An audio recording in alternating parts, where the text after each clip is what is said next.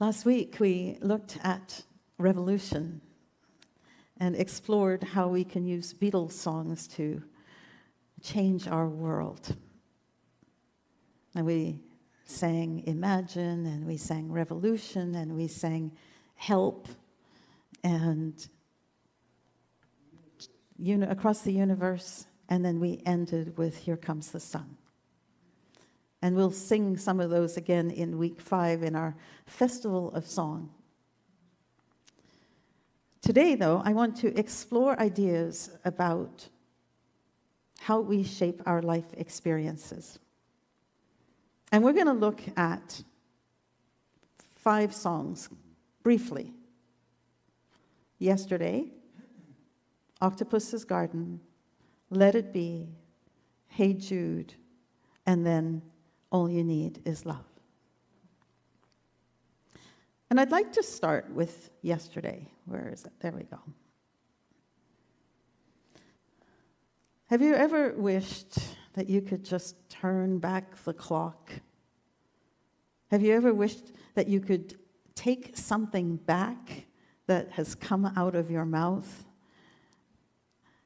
Have you ever wished you had made a different decision about something and feel the weight of those consequences now?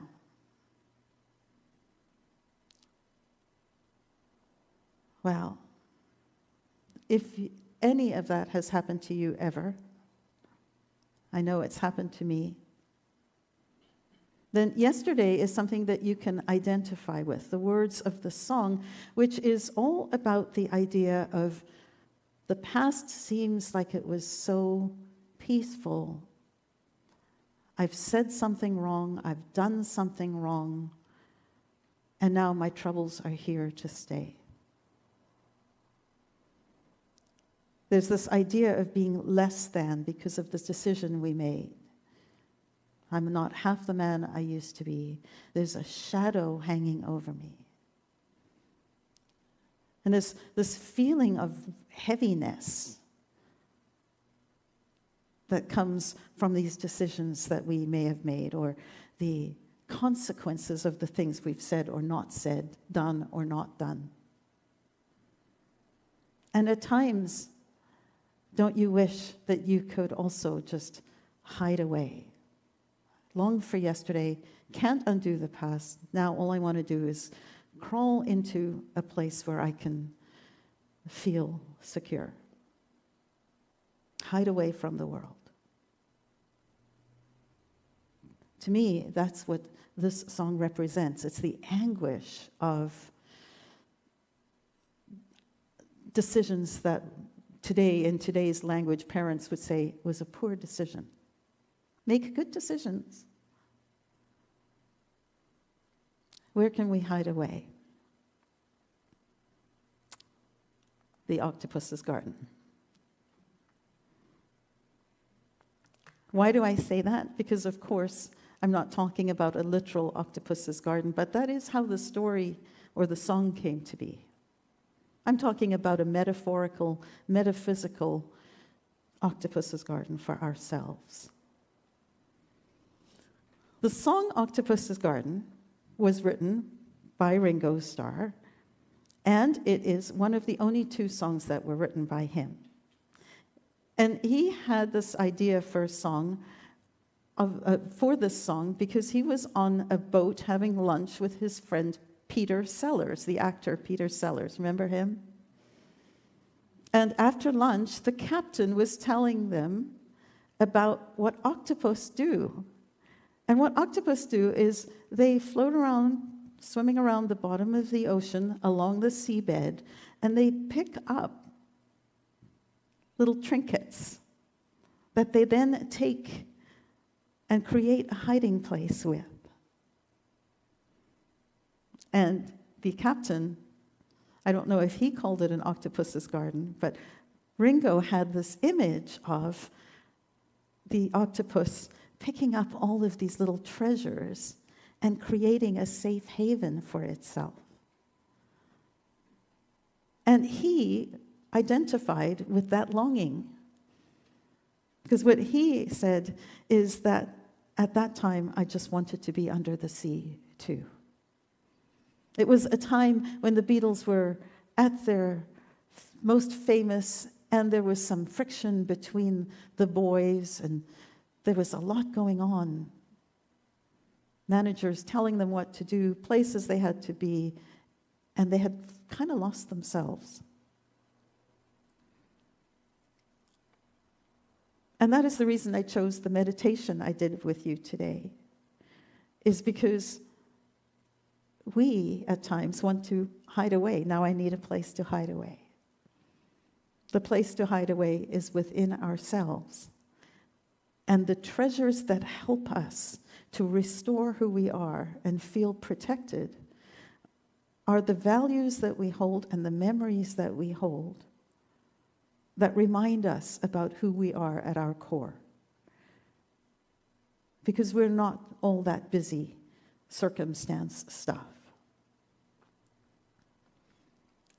So, one of the ways that we learned to interpret songs and passages at school was to write the passage on one side of the page, and then on the other side to add an interpretation.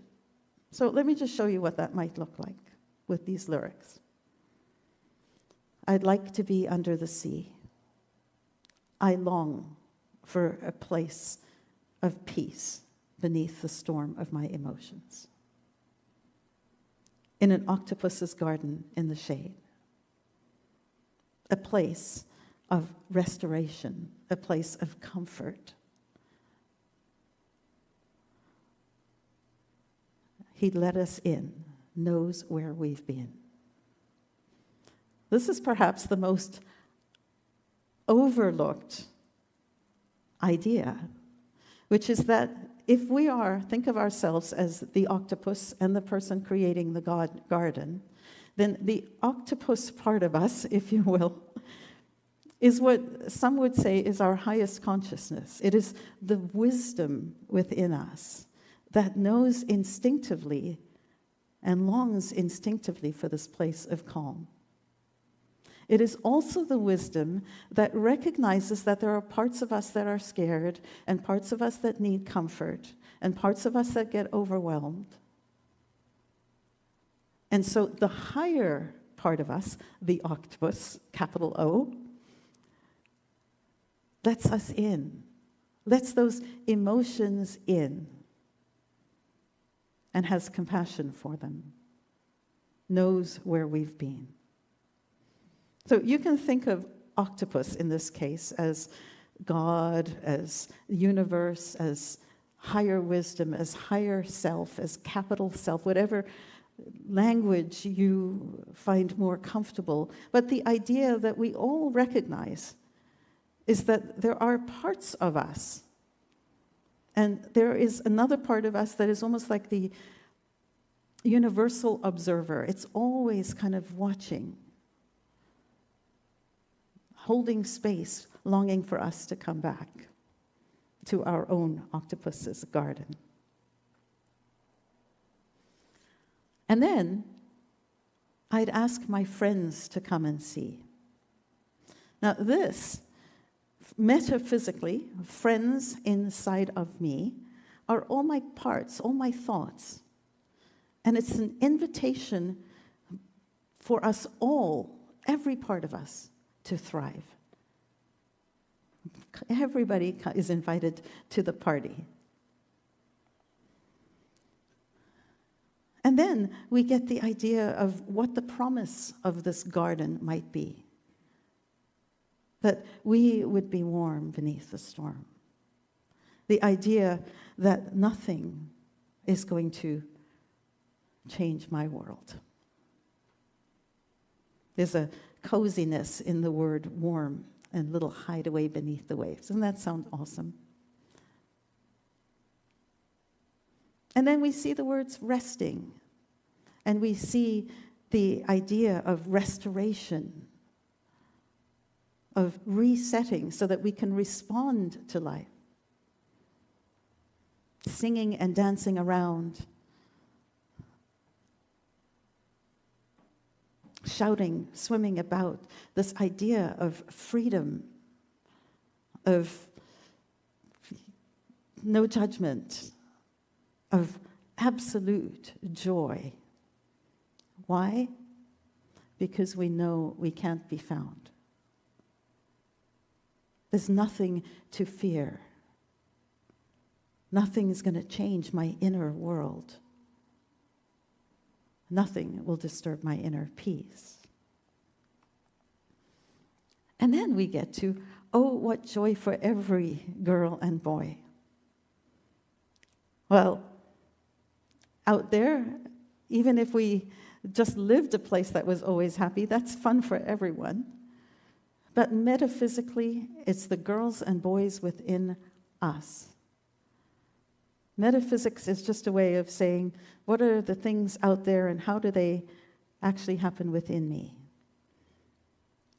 And so here's the promise of living in an octopus's garden, sinking beneath the waves to a little hideaway, is that all of the parts of us will have an opportunity to thrive, an opportunity to find joy and find peace, because they know that they're secure. I have a 13-month-old granddaughter. She lives in this place. Fear is not part of her vocabulary, emotionally and certainly not physically. But because she doesn't know that there's anything that she should be afraid of, she lives in an octopus's garden. She knows that she's safe. She knows that there is nothing to fear, that she is protected. And so, everyone would be happy because no one will interfere. Even if they're trying to tell us what to do, we know who we are.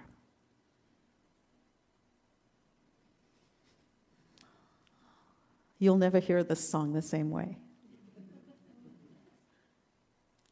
But I do encourage you to take those images from your meditation, the images of a garden where you have chosen treasures and placed them within you, because it helps you to anchor yourself to what matters. And it is from there, then, that you'll find a place where you can respond rather than react. Find your own octopus's garden. Then we go to Hey Jude, written by Paul McCartney to Julian Lennon, because John and Cynthia Lennon were separating. And it was originally called Hey Jules, but they decided to call it Hey Jude because it sounded better. And for this song, as we just briefly go through the lyrics, imagine that the she or the her that is referred to in the song are anything that you hold some sadness about. It may be a person or a dream or a talent, a love, a situation that you might regret. And what we see with these words is the first thing we're told is don't make it bad.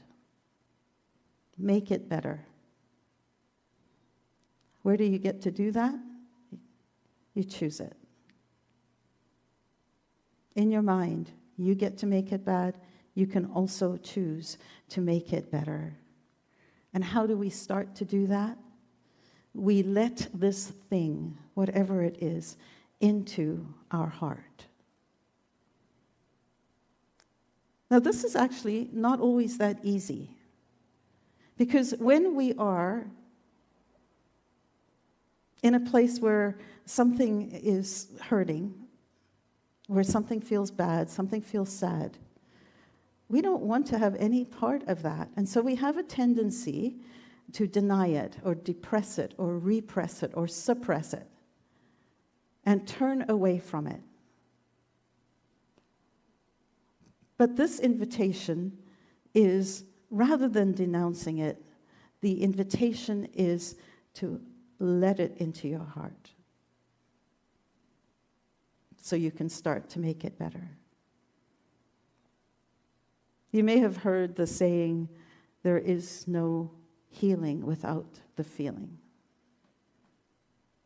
This is the idea of leaning into it so that you can allow it to have space and allow it to dissipate. Then we see, anytime you feel the pain. So it actually nails the idea that when it starts to feel uncomfortable, what do? We want to turn away from it. And what Paul McCartney is saying here is don't. But also, don't let it get too big. Don't carry the world upon your shoulders. Because the danger of doing this and turning away is that you turn away from all of your emotions. Don't you know that it's a fool who plays it cool? Makes his world a little colder. When we close ourselves up from emotion, our world becomes smaller, more cold, less warm, less welcoming, less open. So there's this mixed idea. It's like, don't carry the world on the shoulder, and at the same time, be open to the experience. And here, you've found it. You've identified whatever it is. Now go and get it. Because that's how you heal it. Grab the opportunity for peace. Let out anger. Let in peace. Let out shame. Let in acceptance. Let out hurt. Let in healing. Let in a new perspective. You're waiting for someone else to do it? Don't you know that it's just you? And you are enough. You'll do. The movement you need is on your shoulder. I'm reminded of Jesus' saying, turn the other cheek. The movement you need is on your shoulder. Look at it differently. It's up to you. You make up the meaning. Okay. How do you do that? You can decide to let it be. Now, this song was written by Paul after he had a dream in which his mother spoke to him. His mother passed away when Paul was 14. And now the Beatles were, many years later now, the Beatles were at the height of their popularity, and at the same time, it wasn't feeling all that great. And he was feeling a little troubled. Went to bed one night, his mother, whose name was Mary, had this dream in which she said to him, not to worry, it'll be all right. And he woke up and wrote this song. And what's interesting about this song is the structure as well as the message. It starts out with, when I find myself in times of trouble, let it be. My mother comes to me, my inner wisdom. Love is often represented by mother. Love is often represented by Mary. What does love say? Let it be.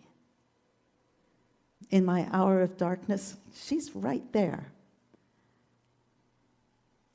Whispering, first speaking, and then whispering, let it be, let it be. Accept, accept, accept.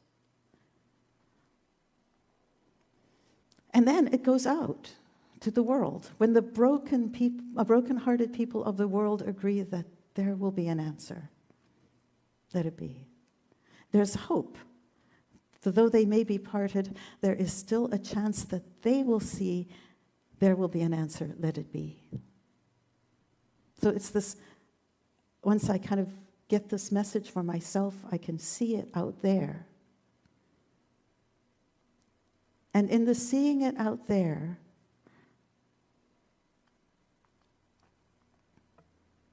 I can bring it back to me. And it comes back to me. When the night is cloudy, there is still a light that shines on me. Shine until tomorrow. Let it be. That allows me to emerge as if woken up. As Paul McCartney said, he woke up and he felt much better. Waking up to the sound of optimism, the sound of music. Speaking words of wisdom, let it be.